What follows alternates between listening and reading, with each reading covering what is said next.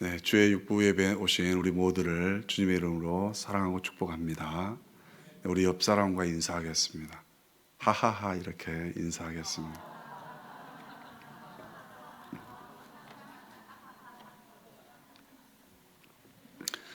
네, 하나님 하고 싶은 대로 하세요. 이렇게 큰 깊은 뜻이 있습니다. 하나님께 순종합니까? 이런 제목입니다. 네, 좀 부담이 많이 되죠. 사람에게 순종합니까? 하나님께 순종합니까? 네, 하나님께 순종하기를 원합니다. 네. 이효진 씨 책 내 약함을 자랑하라, 이런 책이 있습니다. 이효진 씨는 3살 때 얼굴과 이 왼손에 화상을 입은 그런 상급 장애자입니다. 이분이 이제 하나님이 쓰시긴 편한 밥그릇 이런 제목의 글을 썼습니다. 제게 가장 일하기 편안한 사람은 말하지 않아도 일을 알아서 하고 일을 맡겼을 때 바로 순종하는 사람입니다. 그런 사람에게는 크고 작은 일들을 마음 놓고 맡길 수가 있습니다. 불평이 많은 직원보다는 순종하는 직원에게 일을 더 주게 됩니다. 어떤 직원들은 일을 시켰을 때 이 일을 꼭 해야 하나요? 저는 이거 못해요. 이렇게 말하는 사람이 있습니다. 혹은 못한다는 말은 하지 않아도 불만이 가득한 표정으로 일하는 사람도 많습니다. 이런 직원과 일하는 것은 참 불편합니다. 하나님 앞에서도 우리도 마찬가지라고 생각합니다.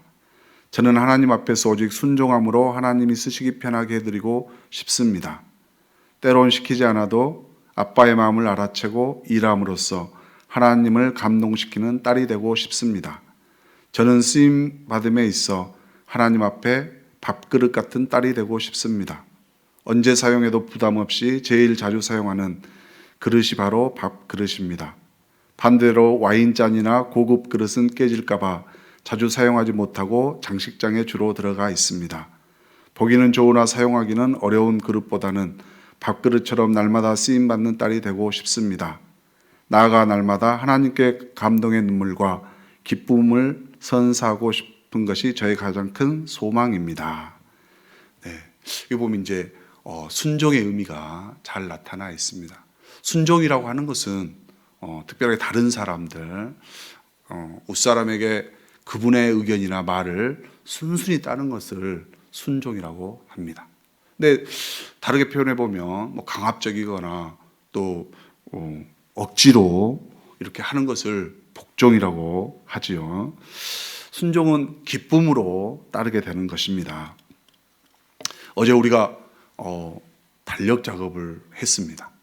근데 그 달력 작업을 할 때 짜장면을 시키고 짬뽕을 시켰습니다. 근데 우리가 다 자기가 먹고 싶은 걸 시키죠. 근데 누군가가 아니다, 다 짬뽕만 먹어야 된다, 이러면 이건 기쁜 마음으로 먹을 수가 없죠. 순종이라고 하는 것은 자기가 먹고 싶은 것을 시켰을 때 다 같이 기쁘게 먹을 수 있는 것, 즐겁게 먹는 것, 이것을 순종이라고 말할 수가 있습니다. 에이든 윌슨 토저는 당신은 누구에게 순종하는가 책에서 이렇게 말하고 있습니다. 우리는 하나님이 하나님이시고 우리는 인간이라는 사실을 기억해야 한다. 하나님은 주권자이시고 우리는 피조물이다. 하나님은 창조이시기 때문에 우리에게 순종하라고 명령할 권리를 갖고 계신다. 하나님께 순종하는 것은 즐거운 일이다라고 말하고 있습니다. 우리가 많이 부르고 있는 찬송가 가운데 내가 주인 삼은 이런 곡이 있습니다. 여기 보면 내가 주인 삼은 모든 것 내려놓고 내 주 대신 주 앞에 나와 내가 사랑했던 모든 것 내려놓고 주님만 사랑해, 이런 가사가 있는데요. 내가 주인을 삼았다, 이렇게 표현하고 있습니다. 우리가 주인 삼은 것은 즐겁게 따라가는 것입니다. 그리고 그 주인께 순종함으로 나아가는 것입니다. 우리가 만약 주님께 주인을 삼지 않았다면 우리는 세상 쪽으로 갈 수밖에 없는 것이죠. 그리고 우리는 또 물질이나 명예, 행복 이런 것을 찾게 될 것입니다. 야고보서 4장 4절에서도 이렇게 말합니다. 가늠한 여인들아 세상과 벗된 것이 하나님과 원수됨을 알지 못하느냐. 그런즉 누구든지 세상과 벗된 벗이 되고자 하는 자는 스스로 하나님과 원수되는 것이니라. 네. 우리가 이제 하나님을 주인 삼지 않으면 세상을 쫓아갈 수밖에 없습니다. 그래서 우리가 항상 삶 속에서 주인을 누구로 주인을 삼아야 될 것인가, 이것을 꼭 생각해야 될 줄로 믿습니다. 오늘 본문은 초대교회의 그 상황을 나타내고 있습니다. 근데 가장 은혜가 넘치는 시기입니다. 오순절날 이렇게 성령이 사도들과 많은 성도들에게 내렸고, 또 우리 베드로, 우리라 하니까 좀 이상하지만 베드로 사도가 설교를 할 때 3,000명이 이렇게 전도가 되고, 또 안진뱅이가 나왔을 때, 또 베드로 사도가 설교를 했을 때 5,000명이 넘는 그런 은혜의 일들이 있었습니다. 그리고 이제 베드로가 막 지나갈 때 정말 그의 그림자만 이렇게 덮여도 낫는 은혜의 역사가 있었습니다. 그리고 초대교회 때는 많은 사람들이 서로 물건을 그냥 니건 내거 구분하지 않고 특별하게 가난한 사람들에게 자기 것을 나누어주는 그런 일이 있었습니다. 근데 오늘 보면 특별하게 그러한 일이 있는데 이제 사도 베드로와 요한이 감옥에 갇혔다는 것입니다. 이렇게 정말 좋은 일이 있다 할지라도 우리에게 원치 않는 그런 일들이 있다는 것입니다. 정말 좀 이해하기 어렵죠. 사도들이 잘못을 했다거나 교회가 잘못을 했을 때 감옥에 가야 될 것인데 그런 상황은 아닙니다. 왜 하나님께서 이 시기에 사도들을 감옥에 보냈겠습니까? 그것은 우리 하나님께서 즐거울 때나 괴로울 때나, 정말 성령의 역사가 있을 때나 감옥의 그 힘든 상황 속에서도 한결같이 주님은 일하신다는 것을 보여주고 있는 것입니다. 우리가 믿음으로 살고 있어도 우리가 정말 이 사도들처럼 신실한 믿음의 삶을 살고 있다 해도 우리에게 어려운 일이 생길 수가 있습니다. 왜 나에게만 그런 일이 생겼냐고 말할 수도 있겠죠. 내가 예수님 믿는 게 잘못됐는지, 내가 전도특공대에 나가서 열심히 전도를 했는데도 불구하고 그런 어려운 상황이 생길 수도 있다는 것입니다.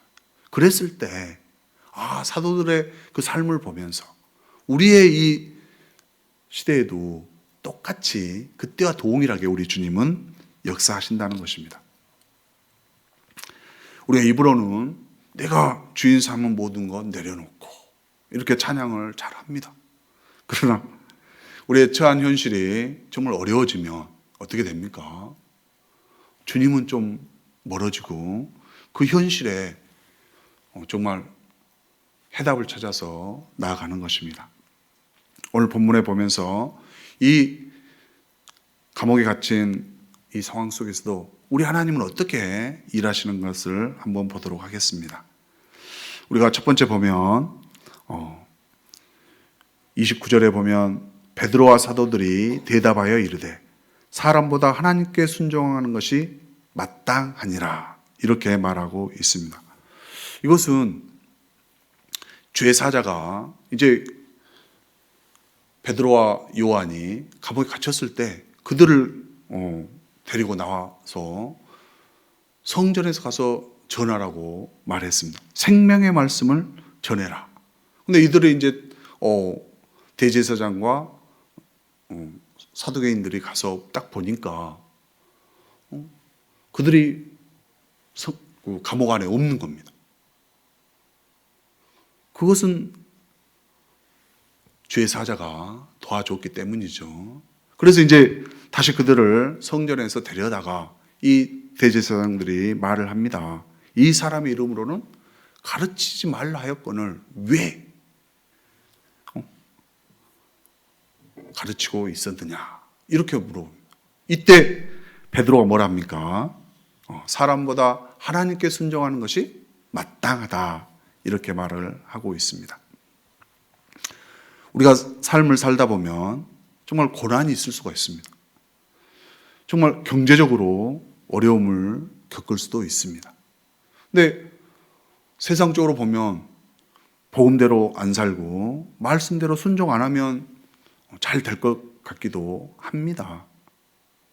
그랬을 때 우리는 이 사도들이 말한 것처럼 그런 유혹이 있다 할지라도 하나님 앞에 내가 신실한 그 믿음의 대답을 하기를 원합니다. 세상을 바라보는 것보다 하나님을 바라보는 것이 마땅하다는 말입니다. 왜 우리가 순종하는 것이 마땅한가? 거기 보면 성경에 이렇게 말하고 있습니다. 우리 30절 31절을 한번 읽어보겠습니다. 시작.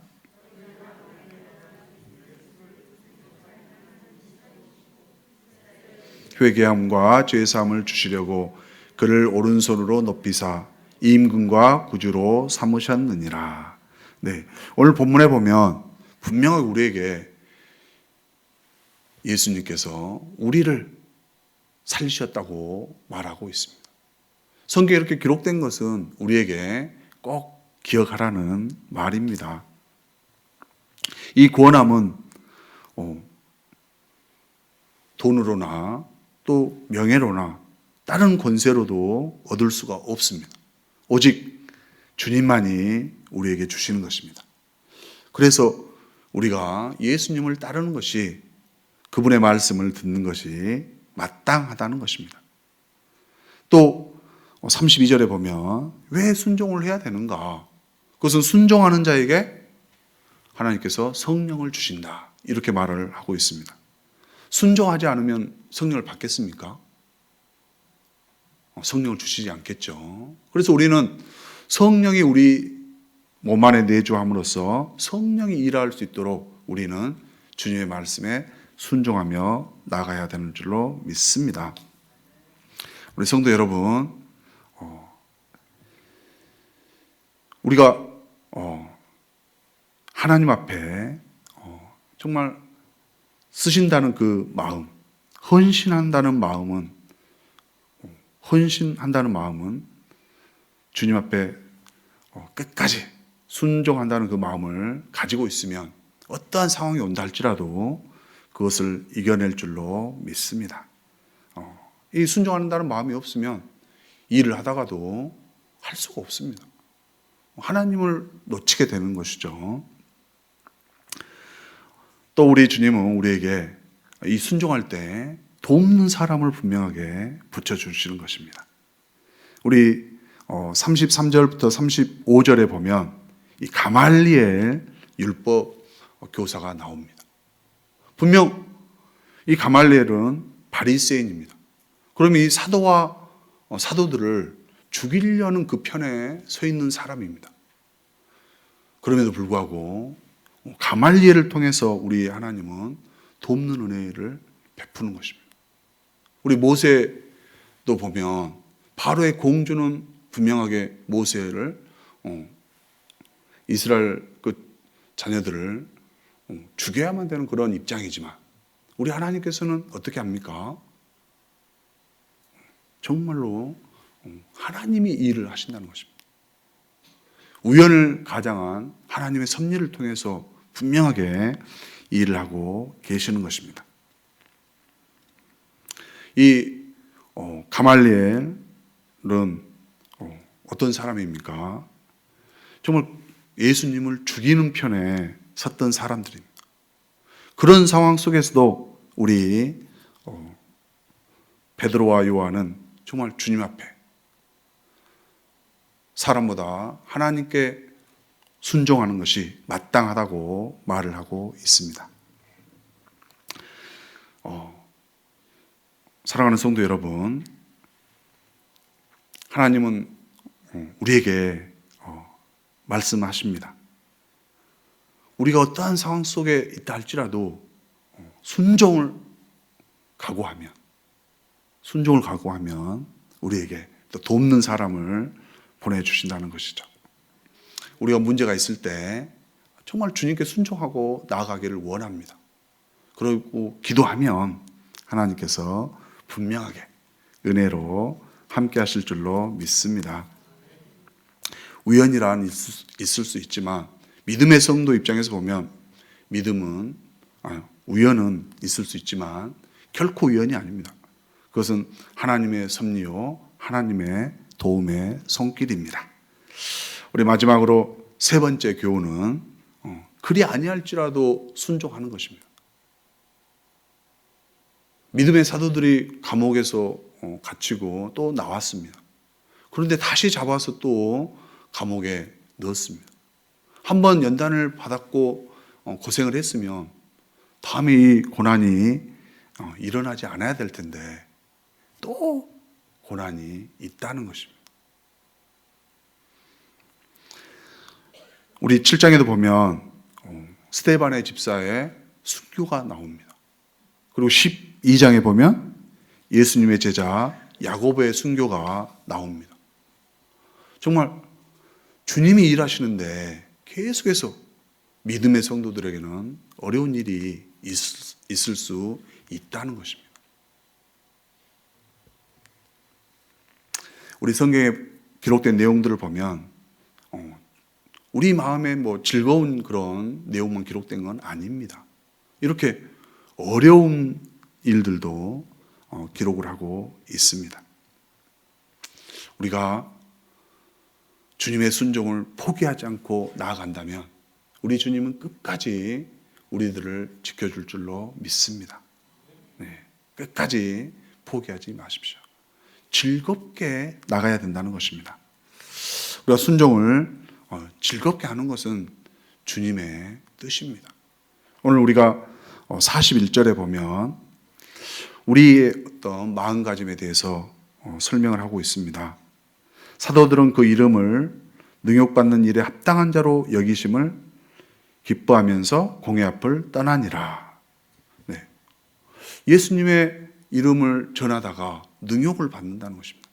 그것을 당연하게 여길 줄 알아야 됩니다. 우리가 예수님을 일을 할 때 어려운 일이 없고 힘든 그런 게 없고 또 우리의 아픔이 없다고 생각한다면 잠시 약간 이런 환란이 오면 어떻게 하겠습니까? 그냥 돌아서겠죠. 그러나 능욕이 있다는 것을 항상 당연하게 여기신다면 우리가 어떠한 고난을 당한다 할지라도 당연히 있을 일이구나 이렇게 여기면서 그 일을 해결할 줄로 믿습니다. 또 우리는 기뻐해야 된다는 것입니다. 여기서 보면 기뻐하는 마음을 가져야 된다. 고난을 당한다 할지라도 우리는 이 기쁨을 잃지 않기를 원합니다. 그것이 주님의 일을 기쁨으로 할 수 있는 것입니다. 우리가 사람보다 하나님께 순종하는 것이 마땅하다고 얘기할 수 있는 것은 우리 사도들이 기쁨으로 그 일을 감당했기 때문입니다.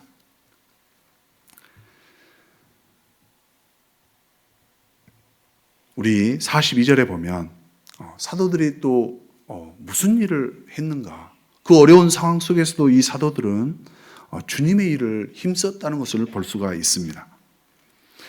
그들이 날마다 성전에 있든지 집에 있든지 예수는 그리스도라고 가르치기와 전도하기를 그치지 아니했다. 그런 어려운 상황 속에서도 사도들이 어디에 있었는가? 무엇을 했는가? 정말 우리가 따라서 배워야 될 일이죠. 그들은 가르치기와 전도하기를 쉬지 않았다고 말하고 있습니다.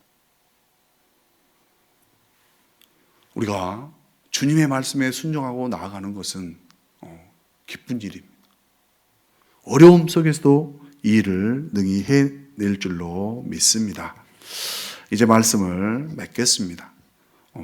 에이든 윌슨 토저는 그 책에서 이렇게 기록을 하고 있습니다. 하나님이라고 외치지만 실제로는 자기 자신에게 더 순종하고 살고 있지 않는가? 네. 왕과 내 뜻을 꺾고 주인의 명령에 순종해라. 예수 그리스도만이 당신에게 온전한 순종을 요구할 수 있는 권리를 갖고 계신다. 네. 우리의 정말 이 생각, 경험, 또 지식 이런 것을 다 내려놓고 예수님께 온전히 순종해 나가기를 원합니다. 오직 모든 것을 정말 주님을 위해서 드려지는 우리 모두가 되기를 간절히 소망합니다. 온전히 드릴 때 주님께서 끝까지 우리를 지키시고 보호하여 주실 줄로 믿습니다. 오늘 찬양은 내가 주인 삼음입니다. 내가 정말 주님보다 더 사랑했던 거, 더 좋아했던 모든 것을 내려놓고 오직 주님만 사랑하기를 원합니다. 그랬을 때 주님이 우리를 충성된 종으로 여겨주실 줄로 믿습니다.